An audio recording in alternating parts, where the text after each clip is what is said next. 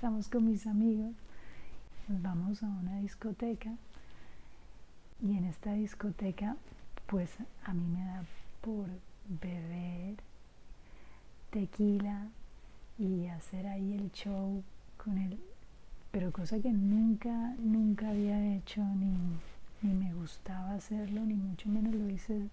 Yo creo que esa será la única vez que lo he hecho, pero fue aquello, bueno, una locura. Lo primero que sucedió cuando llegamos a la casa, sentí como si un demonio, una persona, realmente el demonio yo le digo ahora, pero en ese momento era como una persona invisible que estuviese encaramada en mis hombros, en mi espalda, como si estuviese a caballito. Y me tenía las manos en el cuello y me estaba ahorcando. Y luego empecé a sentir cosas así terribles que no quiero mencionar, pero fue una pesadilla, ¿no? Ese día se me vino el mundo abajo porque no entendía qué había pasado. Yo había estado durante estos últimos meses abriendo puertas y puertas espirituales y dándole acceso y cediendo derechos legales en lo espiritual al mundo de las tinieblas. Empecé a escuchar una canción, me acuerdo, un día antes de eso, en la televisión, y parecía una canción romántica, no tenía mayor importancia. Y resulta que me desperté con esa imagen de ese video que no era nada malo, parecía eso, una canción romántica y ya está, pero era como que tenía un mensaje subliminal oculto. Yo me desperté diciendo cosas en contra de Jesús, y cuando yo me escuché lo que estaba diciendo, me asusté horrores. No me imaginé lo que al día siguiente, después de esa fiesta, iba a suceder, ¿no? Estas entidades, ¿no? Este demonio que en su momento me habían asignado estas personas, de esta secta. Pues fue una cosa muy dura. Y yo le decía a mi amigo de la infancia, bueno, ¿qué hacemos? ¿Qué hay que hacer? ¿Qué se hace con esto? Y él me dice, yo conozco un amigo que es jovencito, tiene nuestra edad, dice, y va a una iglesia cristiana. Y la mamá siempre le decía que no se fuese de fiesta y eso. Y me dice, llamémoslo, a ver qué nos dice. Y entonces lo llamamos. Cuando lo llamamos, yo le conté lo que me estaba pasando. Llamó al pastor de la iglesia de la mamá. 3, 4 de la mañana. Y yo, ¿qué hago? Yo no aguanto. Tiene que venir alguien aquí a ayudarme, no sé qué. Dice, no. Te esperamos en la reunión del domingo. Justo era domingo. Y dice, te esperamos hoy a las 11 de la mañana, que es la reunión. Ahí.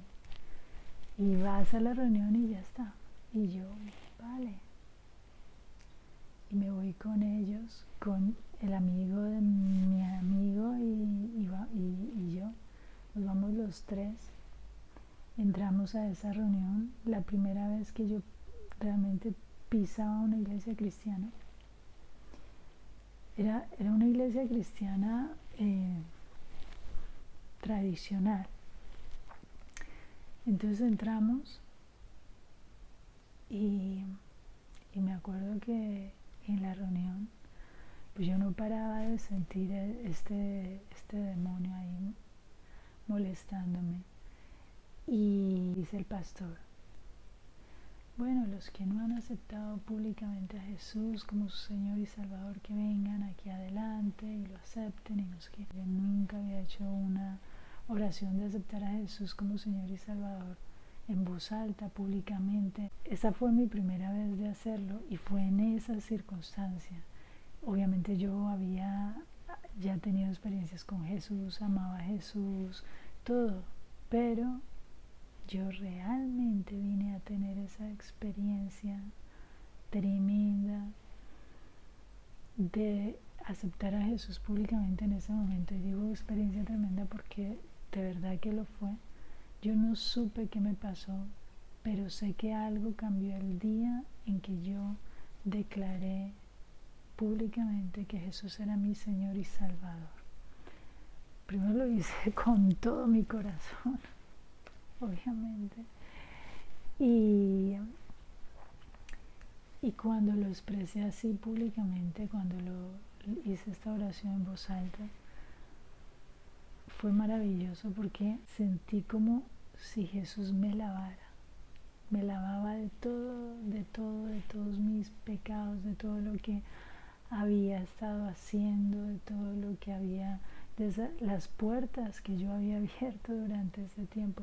Era Dios lavándome, limpiándome. No pude parar de llorar, yo no entendía lo que me pasaba, yo no sabía que era la acción del Espíritu Santo. Yo duré como 3 horas llorando sin poder parar. Y yo intentaba hablar porque claro, a mí me urgía hablar y decir, tengo esta situación, ¿cómo salgo de ella? Y yo llegué a la iglesia fue para hablar con alguien y de contarle y que me ayudaran y me hicieran yo qué sé, en esa época yo una liberación, lo que fuera, pero yo necesitaba que me ayudaran. Y no podía parar de llorar, entonces no podía, escasamente podía en medio del llanto ir contando, ir diciendo qué hago. Y entonces me acuerdo que fue un ujier, porque no, al final ni siquiera pude hablar con el pastor ni nada. Y le pregunto yo, ¿qué hago? Y me dice, no, a ver, vea, señorita, cada uno tiene sus formas de matar las pulgas. Casi me voy de para atrás. Esta no es una contestación que uno le daría a una persona que está en la situación que yo estaba dentro de una iglesia cristiana. Esto fue atípico. Vamos, esto no lo dirían realmente, pero cuando me suelta semejante respuesta es como decir, descubre usted cómo va a ser libre. Una cosa así.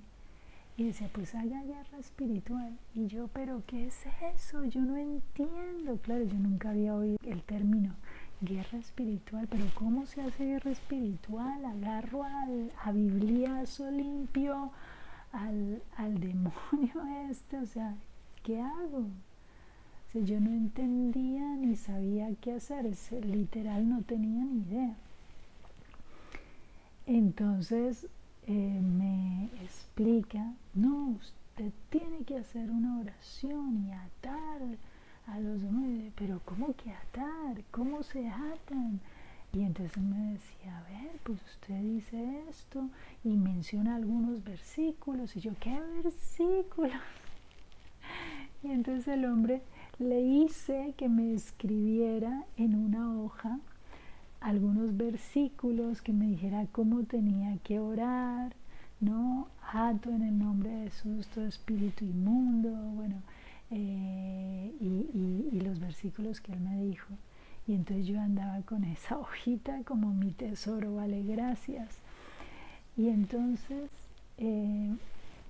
pasó ese día, yo dije no más, yo me voy de aquí.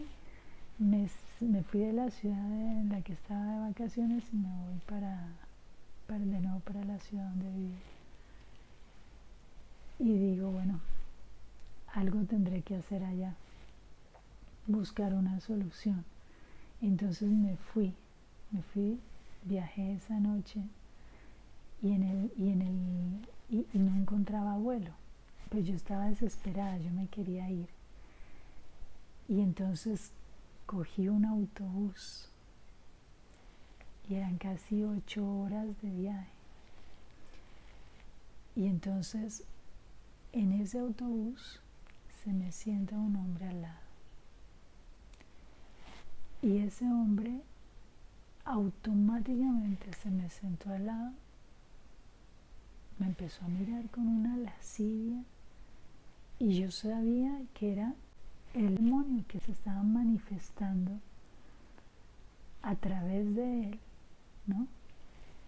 Y yo me quedé mirándolo, alucinando, y empezó a tocarme el hombre, a lanzarme la mano, y yo agarro mi hojita y digo: te ato y te reprendo en el nombre de Jesús, Satanás, y no tienes poder y tal. Y empecé a orar lo que decía la hojita esa. Y este hombre